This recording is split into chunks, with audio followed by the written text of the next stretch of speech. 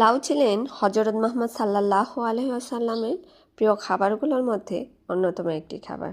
আসসালামু আলাইকুম ভিউয়ার্স, সকলে কেমন আছেন? আশা করি সকলে ভালো আছেন। আলহামদুলিল্লাহ, আমিও আপনাদের দোয়ায় আল্লাহর রহমতে ভালো আছি। লাউ এমন একটি সবজি যা সারা বছর পাওয়া যায়। সারা বছর পাওয়া গেলেও শীতের সময় এর স্বাদ বেড়ে দ্বিগুণ হয়ে যায়। এই তো আমি প্রথমে প্রেসারে নিয়ে নিলাম তাড়াতাড়ি রান্না করব বলে। তারপর পেঁয়াজ কুচি নিয়ে নিলাম, প্যানের মধ্যে তেল দিয়ে এটা ভালো করে ব্রাউন কালার করে ভেজে নেব। এরপরে আমি একটু দিয়ে দেবো সামান্য পানি দেওয়ার পরে একটু দিয়ে দেবো আদা রসুন বাটা এবং সাথে দিয়ে দেবো একটু জিরার গুঁড়া এবং মরিচের গুঁড়া দিয়ে আবার ভালোভাবে কষিয়ে নেব। কষানোর পরে আমি অবশ্যই লাউগুলো ঢেলে দেব। আমি আসলে আপনাদের সামনে রেসিপিটা আগে ভাগে বলে ফেললাম, সমস্যা নাই, কারণ আমি আপনাদের সামনে শেয়ার করতে যাচ্ছি লাউয়ের গুণাগুণ সম্পর্কে।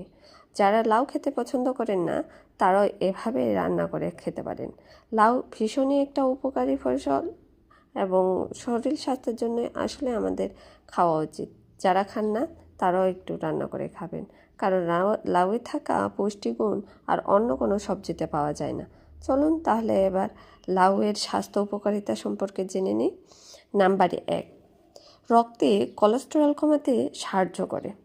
নাম্বার 2, হার্টের জন্য খুবই উপকারী একটা খাবার হচ্ছে লাউ। নাম্বার 3, জন্ডিস ও কিডনির সমস্যাও খেতে পারেন লাউ। নাম্বার 4, এটি ওজন কমাতেও কিন্তু সাহায্য করে। নাম্বার 5, ডায়াবেটিস রোগীদের জন্য ভীষণ উপকারী একটি সবজি হচ্ছে লাউ। কি আপনাদের ঘরেও কারো না কারো ডায়াবেটিস আছে? এখন তো এটা সবারই ঘরে, কম বেশি সবারই ঘরে। নাম্বার 6, খাবার সহজে হজম করতেও সাহায্য করে। নাম্বার 7, লাউ খেলে কোষ্ঠকাঠিন্য এবং অ্যাসিডিটির সমস্যাও অনেকটাই দূর হয়ে যায়।